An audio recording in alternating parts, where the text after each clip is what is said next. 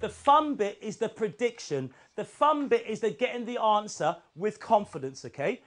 Isaac Anoom, Mr Numbervator, was invited into Mount Pleasant Lane School to take a Year 6 class in algebra. Let's shake hands. How many handshakes can 2 people make? One, OK? Right. If there's 3 people, how many handshakes can 3 people make?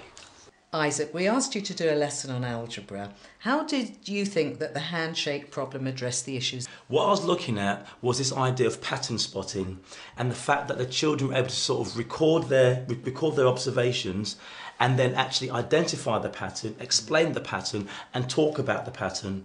And so that was my way into the actual session and lesson itself. 4 people, how many hands? 8. How many handshakes? 6. Right. Look at what I've written on the board. Can anyone have a little think? We know this column here. We know that we're doubling because this boy here said we're going to times it by 2 because of the number of hands. But look at this column here. Can anyone see what is happening here? It's adding 1, then adding 2, and then adding 3. Right, so Sammy then, can you tell me if I have got 5 people, how many hands will there be? The number of handshakes will be how much then? 10. How do you know it's going to be 10?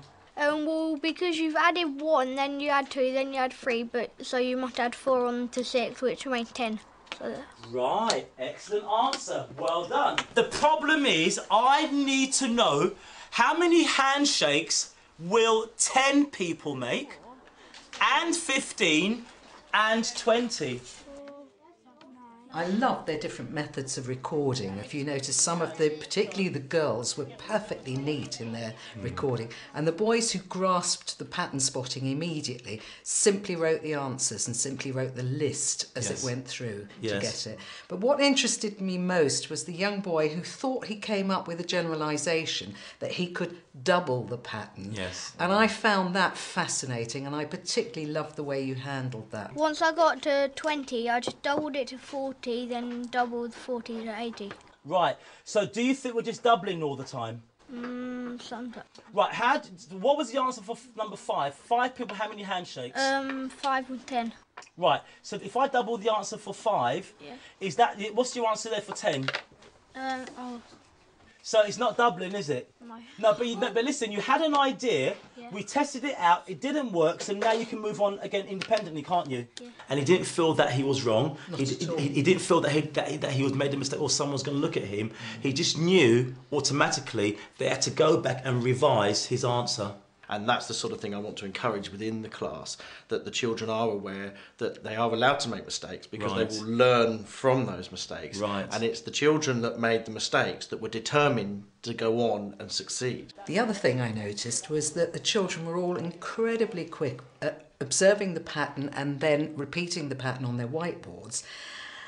But you stopped them at one stage because in order to get them to think algebraically, you were wanting them to go to the next level, and that's when you brought them out to the front and used them physically to get the task of the observation that if there were 6 of them, the pattern would go 5 plus 4 plus 3 plus 2 plus 1.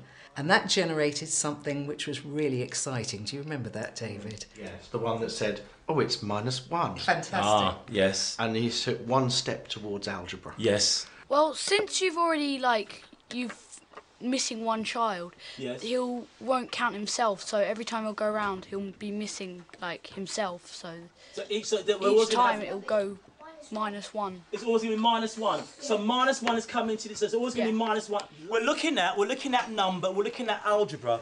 And when you mentioned -1 to me, this is what comes into a natural equation. Okay, it comes into algebra. You are talking in terms of representing numbers with people and people with numbers. As a Year 6 teacher, David, do you find teaching algebra tricky?